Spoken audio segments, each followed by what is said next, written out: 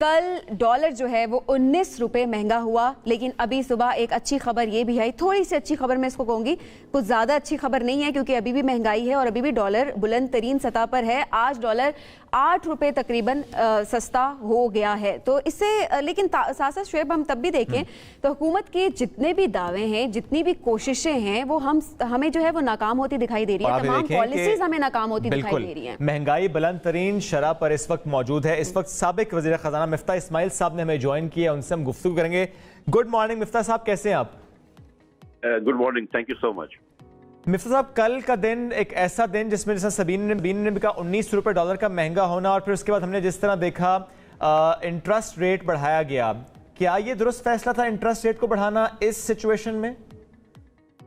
जी, interest rate तो बढ़ाना नागुज़ीर इसलिए था कि IMF कह चुका था और IMF से डील करने के लिए जरूरी था। मार्केट ये सोच रही थी कि शायद 2% में इतना हो जाएगा कि IMF मान जाएगी, लेकिन इन्होंने 3% का फैसला कर लिया। तो उस पर आप बहस कर सकते हैं कि 2 करना चाहिए था या 3, लेकिन ये बहस मुश्किल है करना कि इंटरेस्ट रेट ना बढ़ाएं। अच्छा मिस्टर साहब, एक क्रिटिसिज्म ये होता है कि स्किन इन द गेम एक टर्म यूज करते हैं और कहते हैं जब आप फैसले करते थे तो आप बिजनेसमैन को सोचकर फैसले करते थे। इसहाक डार साहब से मुतालिक कहा जाता है कि उनके इंटरेस्ट उतने नहीं है पाकिस्तान में, वो उस तरह फैसला नहीं कर पाते जिस तरह एक बिजनेसमैन फैसला करता है बिजनेस को देखते हुए। क्या ये दुरुस्त है सर? मैं जब फैसले करता था तो मैं कभी भी अल्लाह की मेहरबानी से अपनी ज़ात को नहीं देखा, लेकिन आपकी जो बात है कि जाहिर है कि मैं पाकिस्तान में रहता हूँ, पाकिस्तान में बिजनेस करता हूँ, तो मुझे पता है कि पाकिस्तानी बिजनेसेस को क्या मसाइल होते हैं और पाकिस्तान में बिजनेस करना कितना मुश्किल है, having experience of Pakistan business. तो ये बात तो यहाँ तक ये बात दुरुस्त है, लेकिन अपनी ज़ात को कभी जाहिर है कि नहीं देखना चाहिए और किसी मैंने देखा भी नहीं। ठीक है, जात को नहीं देखना चाहिए सर, लेकिन किसी एक जात से अगर एक पार्टी को नुकसान पहुंचे तो उस पर बात हम जरूर कर सकते हैं। क्या आपको लगता है सर इसहाक डार साहब की पॉलिसीज, उनके फैसलों से PMLN को नुकसान पहुंचा है इस वक्त? जी, पाकिस्तान को तो जरूर नुकसान पहुंचा है उनके गलत फैसलों से और देर से करने वाले फैसलों से, और क्योंकि पाकिस्तान को नुकसान पहुंचा है तो PML को भी सियासी तौर पर नुकसान पहुंचेगा, और सियासी तौर पर नुकसान पहुंच रहा है। जाहिर है कि जो एक गलत फैसले लिए, डॉलर को इतना नीचे लेके चले गए, आप डॉलर के ज़खायर को इतना नीचे लेके चले गए, अनसर्टिनिटी बढ़ गई, डिफॉल्ट के रिस्क बढ़ गए, तो उससे पाकिस्तान को बहुत नुकसान हुआ है। तो जाहिर है कि जब आप पाकिस्तान को नुकसान होगा तो अवाम उसका खमियाजा आपसे लेंगे। बिल्कुल ऐसा ही है मिफ्ताह साहब, बात यही है कि पाकिस्तान को नुकसान हो रहा है। इस वक्त अगर हम बात करें, हुकूमत की परफॉर्मेंस हमारे सामने है, इसहाक डार साहब की पॉलिसीज़ हमारे सामने है। ऐसी कौन सी गलतियां करी है इस वक्त हुकूमत? पॉलिसीज़ में ऐसी कौन सी बड़ी गलतियां हैं जिनको फ़ौरन सुधारना ज़रूरी है? अदरवाइज़ क्या होगा ये हम सबको नहीं पता। आप अगर पॉइंट आउट करें उन तमाम गलतियों को।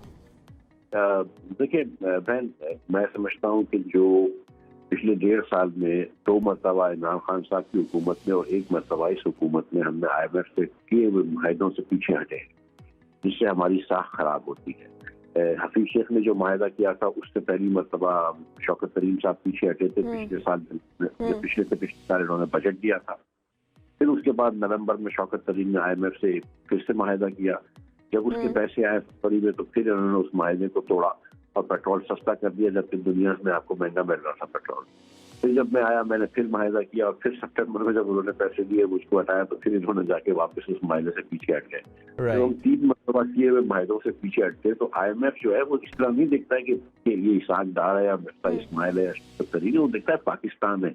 और जब 1.5 साल में पाकिस्तान 3 मरतबा आपने किए हुए मुआहदों से पीछे हटता है तो साख तो खराब होगी ना। हम भी IMF की बात करते हैं, हम किसी फर्द की बात नहीं करते कि फलां आदमी वहाँ बैठा है, तो वो भी पाकिस्तान की बात करते हैं। पाकिस्तान की साख अब नहीं रही है दुनिया में अच्छी। मिफ्ताह साहब, आपने जब वजीर ख़जाना का ओहदा आपने संभाला था तब भी यही कहा जा रहा था कि मौशी बहरान उस टाइम पर भी चल रहा था, लेकिन उसके बाद आपको हटाया गया, इसहाक डार साहब को लाया गया। लेकिन अब जिस तरह से जो बहरान अभी हम देख रहे हैं वो हम सबके सामने है, आम आवाम किस तरह से मुतासिर हो रही है, महंगाई किस तरह से मुल्क में बढ़ चुकी है, तो क्या अभी आपको ये ओहदा वापस लेने का कहा जाए कि आप वजीर ख़जाना दोबारा बन जाएं, इन हालात में क्या आप ये ओहदा लेना चाहेंगे? जी नहीं। ओके, اور ویسے ایک سوال ایسا جس پر جواب آپ نے کہیں بھی نہیں دیا، نہ آپ دیتے ہیں، جب لوگ سوال کرتے ہیں کہ کیا اسحاق ڈار صاحب کو استعفیٰ دے دینا چاہیے، کرسی چھوڑ دینی چاہیے، تو میں صرف یہ پوچھ لیتا ہوں آپ سے سر کہ اگر اس وقت ہم دیکھیں، آپ نے بھی کہہ دیا نہیں، کیا پارٹی میں کوئی ایسا شخص موجود ہے یا ایسے کوئی شخص جس کے بارے میں بات ہو رہی ہے کہ اگر اسحاق ڈار صاحب نہیں تو ہی از دا مین جو کہ سنبھال سکتا ہے؟ کوئی ایسا شخص ہے آپ کی پارٹی کے پاس؟ جی بالکل بتیرے لوگ ہیں جو کہ کر سکتے ہیں. میں نے ہمیشہ احسن اقبال صاحب جو ہے، مطلب میں تو پہلے بھی یہ کہتا تھا کہ جب مجھے انہوں نے ہٹایا تو مجھے اگر ہٹا کے احسن اقبال صاحب کو لے آتے تو یہ کرائسس یہاں پہ نہیں ہوتا، کیونکہ وہ امپورٹنٹ اسکول سے ایم بی کرے ہوئے ہیں، سمجھ آتے ہیں اس چیز کی. تو احسن اقبال صاحب ہیں، خواجہ آصف صاحب ہیں.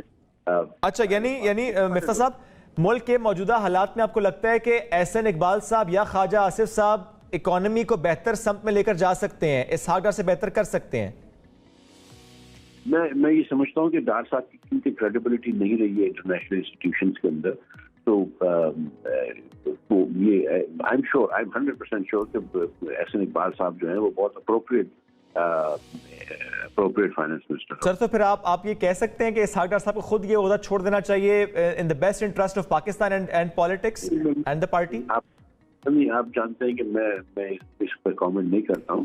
آپ مجھ سے پوچھ رہے تھے کہ پارٹی میں لوگ ہیں تو میں کہہ رہا ہوں پارٹی میں.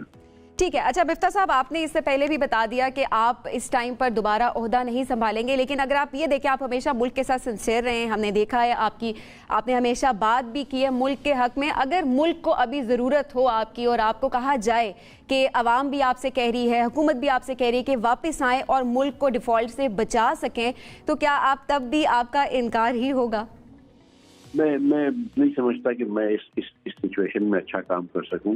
جو حکومت کے کچھ لیڈران کی میرے بارے میں رائے ہے اور جو کچھ میں لکھ چکا ہوں اور کہہ چکا ہوں، میرے خیال سے کافی پانی گزر چکا ہے ان پلوں کے نیچے سے. تو میں نہیں سمجھتا کہ میں اس وقت اپروپریٹلی اچھا پرسن ہوں گا. ٹھیک ہے. مفتاح صاحب ایک آخری سوال جو کہ میرے خیال میں ہر پاکستانی کی نظر ہے اور وہ آپ سے بھی یہ سننا چاہیں گے، آپ کا اپنا ایکسپیرینس ہے اور آپ نے بہت ساری اسٹیٹمنٹ سے آپ نے بات ہمیشہ کی ملک کے بارے میں، ہمارے معاشی بحران کے حوالے سے. تو ابھی اس وقت کتنا خطرہ ہے کہ ملک ڈیفالٹ میں جا سکتا ہے آپ کے نزدیک؟